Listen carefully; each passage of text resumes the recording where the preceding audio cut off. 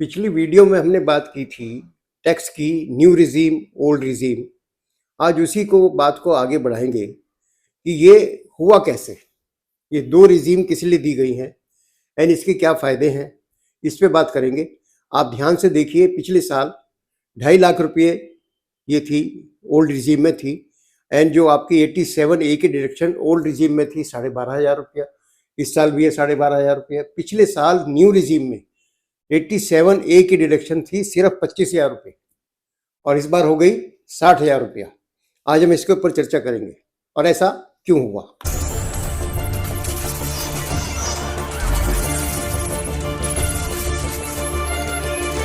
नमस्कार साथियों, आज हम फिर करेंगे धन की बात। हमारा पिछली वीडियो में हमने बात की थी न्यू रिजीम, ओल्ड रिजीम, इसके ऊपर बात कर रहे थे। सबसे पहले तो ये बताया जाए कि ये है क्या। ये मैं बताता हूँ क्या है कि इनकम टैक्स की साल दर साल जो फाइनेंस बिल आता है उसके अंदर हर साल उसमें कुछ तब्दीलियाँ आती हैं। एंड पिछले 10 सालों से ये कहा जा रहा था कि टैक्स का रेट घटा दिया जाए तो टैक्स का नेट बढ़ जाएगा। अगर टैक्स का रेट थोड़ा सा डाउन कर दिया जाए तो more and more tax payer will come in the tax net. बहुत लोग रिटर्न फाइल करेंगे अगर टैक्स कम लगाया जाए। एक तो ये कारण है। आप देखिए कि इसके अंदर 6 स्लैब रखे गए हैं, 4 लाख तक फ्री और 4 लाख से लेके हर 4 लाख के ऊपर 5%, 10%, 15%, 20%। तो आप कुल मिला के देखेंगे कि जो 30% का हाईएस्ट स्लैब है वो 24 लाख से ऊपर की इनकम पर जाता है, जबकि पुरानी रिजीम में 10 लाख के ऊपर ही शुरू हो जाता है। आप देखिए 10 लाख से ऊपर आपकी इनकम क्रॉस होगी, पुरानी रिजीम में 30% से ऊपर टैक्स लगेगा, न्यू रिजीम में 24 लाख से ऊपर 30% टैक्स लगेगा, जिससे ज़्यादा से ज़्यादा लोग टैक्स के नेट में आ सके। और इसके और बहुत सारे फायदे हैं। अब ज़माना बदल गया है।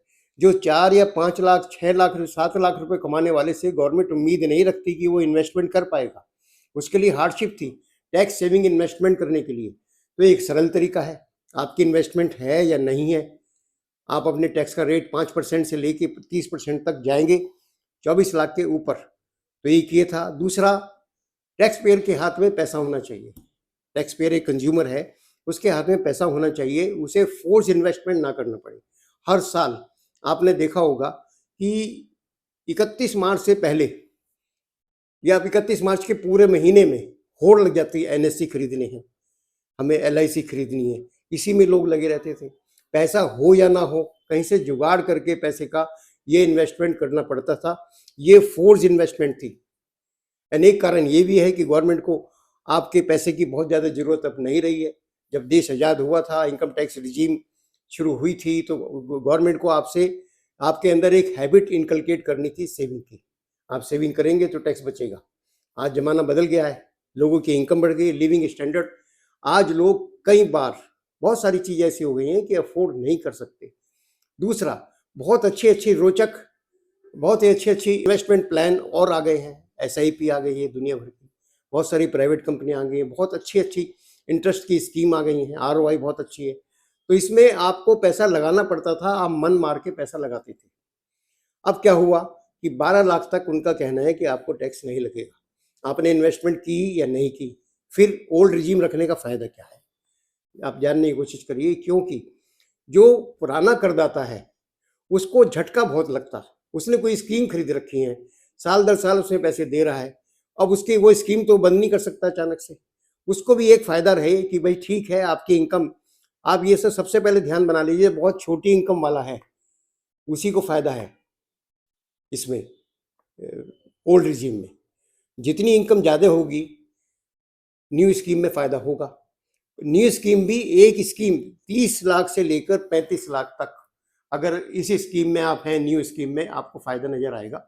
और 35 लाख के बाद ये न्यू रिजीम, मैंने आपको पहले वीडियो में बताया था कि आपका साथ छोड़ देगी, आपको फिर से पुरानी स्कीम में ही रिटर्न फाइल करनी पड़ेगी। उसका रीज़न, जो भी आपको डिडक्शन मिलती है, फॉर एग्जांपल 4 लाख 5 लाख रुपए आपने कोई सेविंग कर रखी है, कि उसमें 10 लाख से 30% टैक्स शुरू हो जाता है, इसमें 24 लाख से शुरू होता है।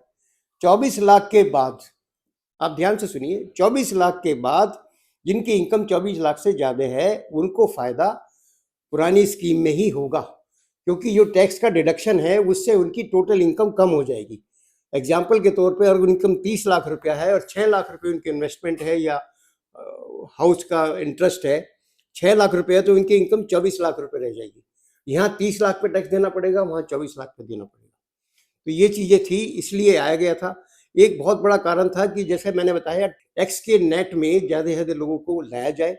अभी भी आप देखेंगे हमारे देश में बहुत से लोग तुलना करते हैं कि टोटल पॉपुलेशन से मुकाबले में हम 7% रिटर्न फाइल हो रही है, वो गलत है। आप टोटल पॉपुलेशन देखिए, उनकी जो वर्किंग है, एम्प्लॉयड हैं या सेल्फ एम्प्लॉयड हैं, वो लगभग 56 करोड़ लोग इंडिया में हैं। और पिछले साल जो रिटर्न फाइल हुई है 8 करोड़ 90 लाख रिटर्न फाइल हुई है। तो मतलब ये हुआ 16-17% सिर्फ रिटर्न लोग फाइल कर रहे हैं, सिर्फ 16% कर रहे हैं। बल्कि कई बार मैंने न्यूज़पेपर में पढ़ा है, कहते हैं 7% टैक्स भर रहे हैं। जो बच्चे हैं, जो अनएम्प्लॉयड हैं, उनसे आप टैक्स की उम्मीद करते हैं क्या? तो टोटल पॉपुलेशन पे हम परसेंटेज नहीं निकाल सकते।